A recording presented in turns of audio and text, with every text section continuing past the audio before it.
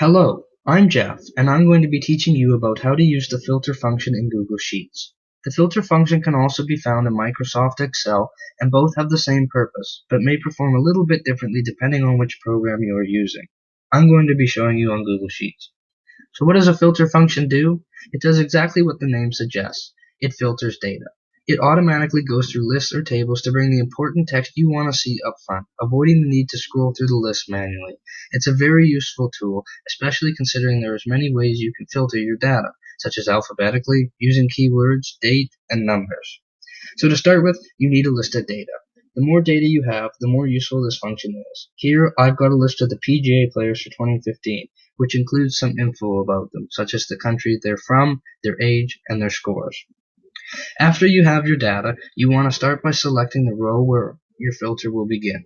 You can do this by going to the left of the screen and clicking on the number. Doing so will highlight the whole row, telling you where the filter will begin at.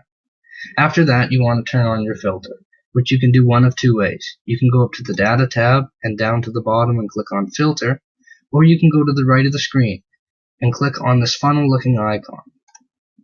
You'll know your filter is activated when there is a green border, a blue infill, and little arrows next to the title. Now that our filter is on, we can go in and see some of the options for it. So for player names, I'm going to sort them alphabetically.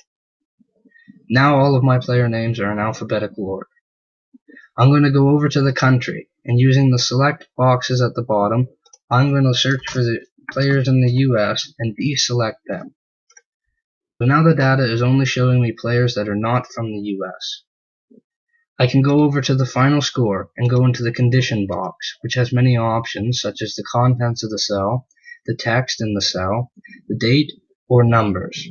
I'm going to search for players who got a score of -2 and apply that. So there's a large number of ways to filter your data, which helps to keep your work organized. Some of the pros of using the filter function is it allows you to filter out and see the specific material you want to see. You don't have to go sifting through it. You're able to do it in many different ways. You're able to filter multiple charts on the same spreadsheet, and it hides the data. It does not delete it. Over on the left, the numbers are not deleted, they are just hidden.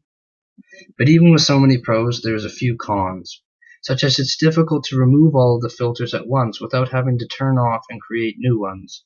And as I said in the beginning, Excel and Google Sheets filters work sort of the same, but Excel is a more powerful software.